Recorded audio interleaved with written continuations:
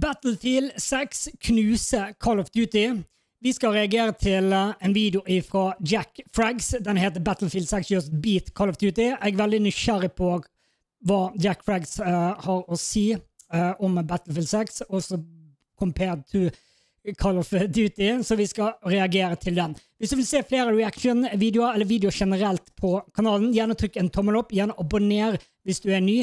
La oss ta og se videoen. Honestly, I didn't think this would happen, and it's something that I've been keeping a close eye on over the last couple of days because I do think it is significant. Battlefield 6 just hit a peak of 521,000 concurrent players on Steam. This is a record for the franchise, but also it actually beats a previous record set by none other than Call of Duty. Check this out. So the latest COD release was Black Ops 6. That came out in October 2024 and peaked shortly after at Jeg hadde aldri trodd at en Battlefield 6-beta skulle nå de tallene. 315,000 concurrent players. Before that, there was a much bigger release on Steam for Call of Duty. Can you remember what that was?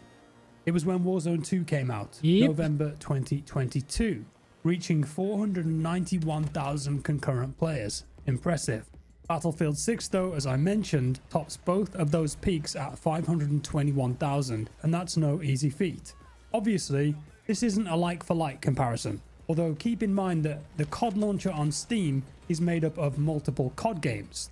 Ja, og det er viktig å huske på. De tallene vi ser på Call of Duty på Steam, det gjelder liksom alt. Det gjelder multiplayer, zombie, Warzone, hele pakken. Og det her er på en måte kun en beta, kun multiplayer. Mainline games that you have to pay for, and Warzone, which is in fact free. And in a way, I think that kind of makes the BF6 numbers look more impressive, but you do have to consider EA app, Xbox Game Pass, console, Battle.net, which we don't have the numbers for. And yes, you don't need to pay anything to access the Jeg er veldig spent på hva tallet egentlig er på konsol når det gjelder Battlefield betaen, og i hvert fall hvordan det blir når de releaser, med tanke på at det vil kun fungere på current gen. For de som ikke vet det, Battlefield 6 vil ikke fungere på for eksempel PlayStation 4. Du må ha en PlayStation 5 eller PlayStation 5 Pro eller nyeste Xbox for at det skal fungere. F6 open beta, that's free. So it's hard to get an accurate picture of the overall player numbers for both of these titles, and it's fine to enjoy and play both of these games, of course. Competition, choice, variety, that's great for gamers, but on Steam at least, we can see that the COD record has now been broken by Battlefield 6. Yep. And the people at the top of the games industry will be paying attention to this. And I thought that we would take a look at why this has happened maybe, and what it could mean for both franchises going forward. Battlefield 6 is everywhere right now. Press, YouTube, social media. It has been dominating on Twitch the last couple of days, putting in crazy viewer figures. The early access code drops and in-game cosmetic drops certainly did help with that though, but the excitement for the game is palpable. And from my personal experience, old friends and acquaintances who haven't played a Battlefield game for 10 plus years are paying attention. They're coming back, they're messaging me, and they're squadding up, playing the game, having a blast with it, even upgrading their PCs for this game. A bit random this, but I was at the Cheesecake Factory in Los Angeles last week, and our server noticed that someone at the table was wearing a Battlefield 6 jacket, and he just spoke and mentioned how cool the game looked at the reveal event, and he was actually watching it on his phone while he was on a break. And he said that he used to play Battlefield 4, but he stopped after that because none of the games really appealed to him, but he's going to be back now. 17. Jeg tror det har gått veldig mange år nå siden vi har hatt et sånn type Battlefield som det her. Så du hadde liksom Battlefield 1 som var første verdenskrig, så hadde du Battlefield 5 som var andre verdenskrig, og så kom de med Battlefield 2042, som er nåtids, eller litt fremtidsrettet, men de gikk på en veldig smell der. Spillet er veldig greit spillbart nå, men det er veldig lenge etter release. 120 calories per slice, by the way. It was delicious though. Another one, I have a close friend who mentioned that his stepdad had downloaded Battlefield 6 on his console, Xbox, and was loving it so much that he actually made a Twitch account and left his phone watching a live streamer just so he could get the in-game drops. The point is, this game is making a big splash right now, and it's appealing to a wide audience of gamers who are craving this kind of game. But why? Parts of Battlefield 6 feel very old school. The audio, the movement, the stupid things you can do like kill people with defibs, drive cars down tight hallways, blow stuff up. It's a good laugh, a sandbox feel, and you can have a laugh with your mates. On the Cairo level, players have recently figured out how to climb on top of the map with parkour routes. Okay. And then up here. Oh, I didn't know. And then jump across here. Det är sån de kommer sig upp på där, ja. Okay. I don't know why. How am I going to get higher than this? Jump on the aerial? Oh, yeah. And then this. Nice. I can make that. Whoa, there we go. Yeah, we're making progress. I just need to get a bit closer to the bridge. Det är kul att de lagt in lite parkour. Yeah. And I can just jump on the bridge from here. That's it. Wow, okay, that was actually really easy. You don't need to like glitch into the walls or anything. I'm not gonna kill anyone because I feel like that wouldn't be fair. But I just want to go and look and see what you can see. I mean, I've seen videos of people doing this, and I've been in games where people are up here. Look at that, that's weird. Just a void to nowhere. Yeah, I've seen videos where people are up here and just murdering everyone. Look at these guys down here. Woo. Hey, it's cool, you get a nice overview of the battle. Jag visste inte att du kunde komma upp där. Herregud. Get that res, mate, go on. That's it, res him. I'm just watching the battle. Wow. It feels weird. Oh my god. Oh, he's on fire. Is he okay? No, get the res, get him. Save him. You're not supposed to be able to do that, and I'm sure it will be patched out pretty soon. But it reminds the more experienced gamers out there of similar times on Modern Warfare 2 and Halo back in the day. As far as the developers have said too, there's no strict skill-based matchmaking in the game. Right. Personally... Og det er nesten det beste med spillet. Slippe denne forferdelige, strikte skill-based matchmakingen som er Call of Duty. Jeg er så lei den, og det er en frihet. Jeg bare håper det blir sånn. De har noe matchmaking, men det er mer team-balanced og sånne ting, at ikke det skal være... Ja, it doesn't feel like that to me in the beta either. It doesn't feel like you're constantly fighting clones of yourself. But there is a team balancer when lobbies are built to try and ensure a relatively balanced game. Yep. Again, it's leaning into that more old school vibe. We're just here to have a good time, get our unlocks and carry on. I don't particularly care if I win a conquest match of Battlefield 6. It's more about the journey than the final destination, victorious or not. True. I was pondering on this thought earlier too. Please correct me if I'm wrong or I've forgotten something, but I think for a lot of people, Battlefield 6 might be the first multiplayer shooter game of this console generation, so PS5, Series S and X, that actually feels like a next-gen title. And this feeling comes from a combination of features in the game, in my opinion. It's not just the obvious ones like the graphics, the audio, the destruction, the chaos of 64 players, but it's also the fact that this game isn't on the old consoles and therefore not technically limited by hardware that's 12 years old. And this has enabled the devs to... Og det vil gjøre at mulighetene for de er mye større. Utifra bare hva vi har i betaen her, så kan de bygge på upgrade. De har ikke den begrensningen som mange spill har, fordi at de skal ha det ut på de der gamle boksene. Sorry hvis noen sitter med en gammel boks. Some wild details in there that add up to an immersive experience. For example, the smoke in the game is volumetric, and it interacts with the geometry, which means that it doesn't or shouldn't clip through it. It makes it feel more grounded in the world, and the same goes for the explosions.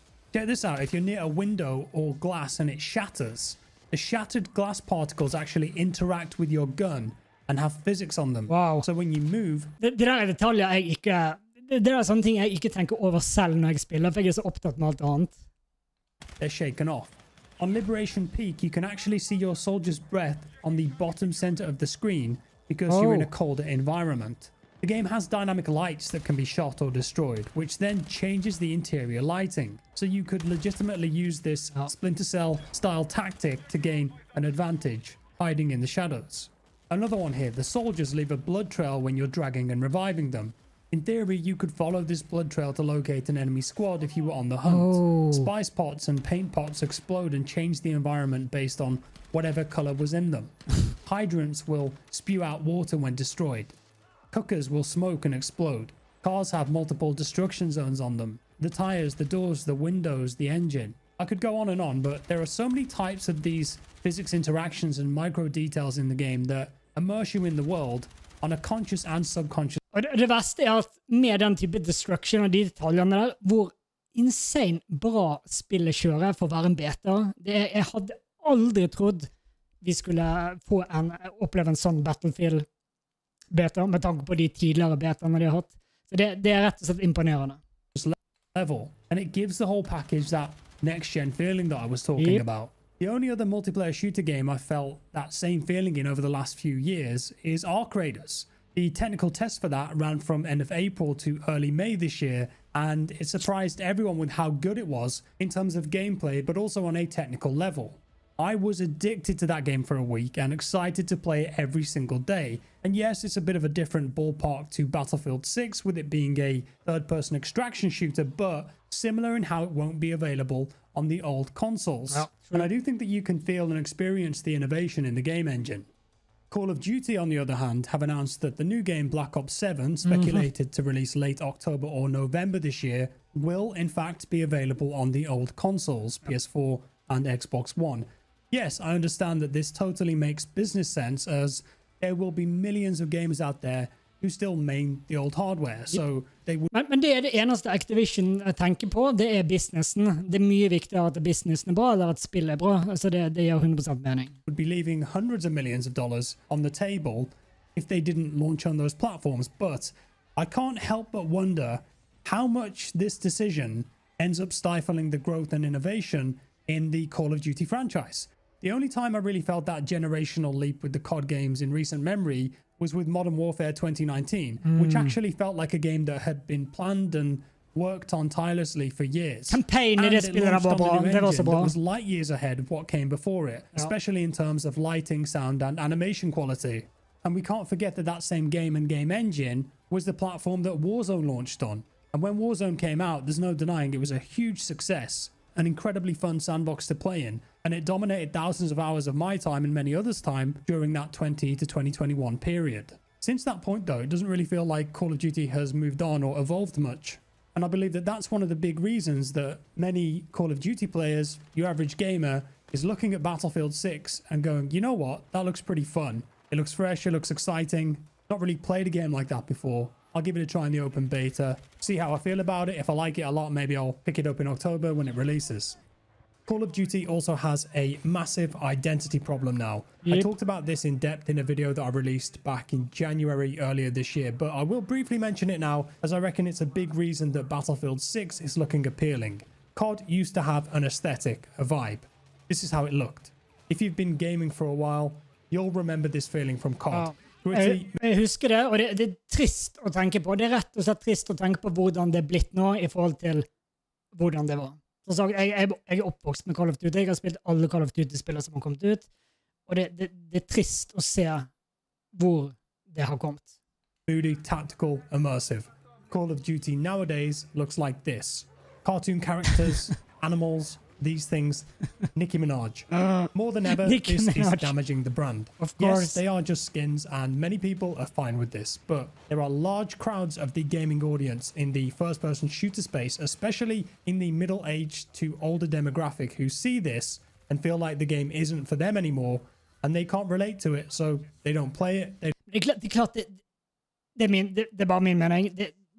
Det er kids, barn, som kjøper de skinsene. Jeg tenker selv, hvis jeg selv hadde vært si 14-15 år, så hadde jeg sikkert hatt veldig lyst på de skinsene der. Uten tvil.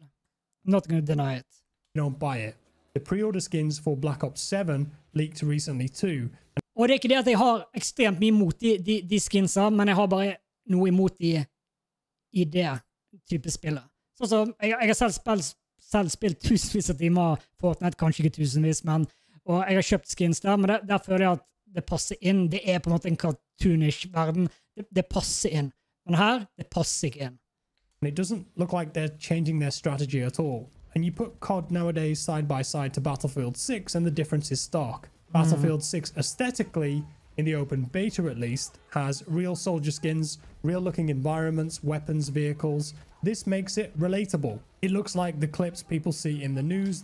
Men jeg er også spent hvor lenge klarer de å holde det. Altså, det vil selvfølgelig komme skins til Battlefield også, men vil de klare å holde det noenlunde balansert uten å overdrive det?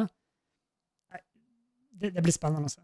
Movies, and there's a desire to play that sort of game and live out that fantasy. And we'll see if EA truly understand the strong appeal of this going forward with the skins that they release in their live service and Battle Royale offering. For me, I want to see it stay grounded and authentic. Det sitter nok noen rundt omkring som bare klør på pengepungen sin og tenker, her kan vi selge, Så det blir veldig spennende. Anti-cheat has to be locked into. This game is going to be very popular and attract more cheaters than ever before, especially with an announced Battle Royale, which is rumored to be free. Ikke cheaters, tapere. Det tapere. Det det samme som en cheater. To play on the way. I saw a clip yesterday of someone blatantly cheating in the open beta with wall hacks, which is not good. EA quickly responded to this with a blog post saying that they had prevented 330,000 attempts to cheat or tamper with anti-cheat control. De mener det at bare i løpet av den første helga med beta så har de stoppet 330 000 idioter som har forsøkt å cheate. Det er også trist. Det er nesten mer trist enn de der skinsa. Det er jo egentlig det. Det er uten tvil det største problemet. Og det har vært det største problemet for min del når det gjelder Call of Duty, eller Warzone spesielt. Jeg har ikke opplevd så mye i COD multiplayer, to be honest, men i Warzone, Battle Royale. And 44,000 instances of potential cheaters were reported during day 1 and another 60,000 on day 2. And that they're using these reports to add and improve their cheat detections for Battlefield 6, actively working with the team to remove those reported, confirmed to be cheaters. Overall though, based on the open beta, Battlefield 6, looking and playing pretty good right now in my opinion. The player numbers are a testament to that. It's not perfect and I'm not going to just glaze it. They could still royally screw up the launch. In my last video, I mentioned several grievances that I have with the current build too. One of the biggest glaring issues for me though is it still appears that the game won't have persistent servers or a proper server browser with official servers and community servers in it. This is a huge mistake. Det tror jeg nå det når jeg ser den videoen her nå, så det en dag siden den kom ut.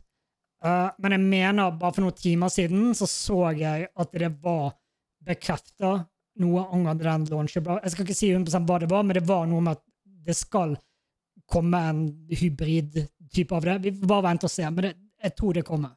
I tillegg til at man kan ha det sånn som det nå, at man bare automatcher.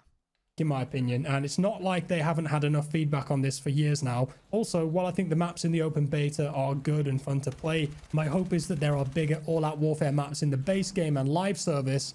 Jeg litt enig og uenig. Jeg føler at mapser sånn som de nå perfekt. De ikke for store, og de ikke for små. Men jeg også enig at det kan være gøy å ha en eller to maps som mye, mye større. Men ikke for mange av sånn som noen av Battlefield-spillere, så har det omtrent bare sånne enorme maps. Det blir som walking simulator, med mindre du får tak i en bil, tanks, whatever. Så jeg føler de mapsa her, det veldig tilbake igjen for de som spilte Battlefield Bad Company 2. Veldig perfect map size.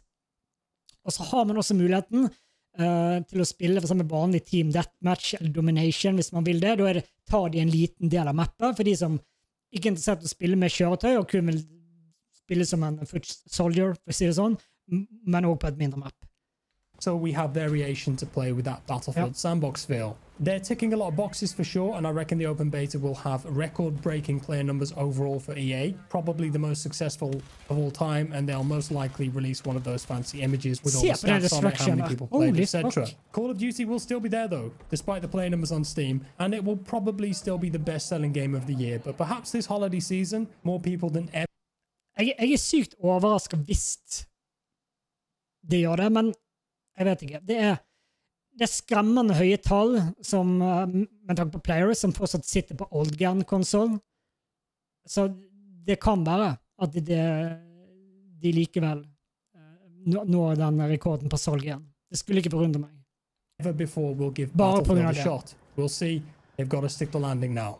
Thanks for watching, and thanks for all of your support on the recent Battlefield 6 videos. There were over 8,000 comments on my last video from passionate gamers giving excellent constructive feedback on what they like and didn't like about the game so far. I really appreciate that. You're absolute legends. And I'm sure that deep down, we all just want a fun Battlefield game to play on release. Yep. Drop me a like if you enjoyed the video, a dislike if you didn't, subscribe if you're new here, and I'll see you next time. Bye-bye. Oh, yeah. Honestly. Ok, det var det. Det var en del nye ting jeg ikke var klar over i videoen. En del kule detaljer som jeg ikke hadde lagt merke til i det hele tatt. Men det blir veldig spennende å se fremover hvordan det går med både Battlefield og det neste Call of Duty. Uansett, trykk en like på videoen hvis du likte den. Gjerne abonner hvis du er ny. Gjerne kommenter hvis du har spørsmål. Tusen takk for at du så på. Ha det bra.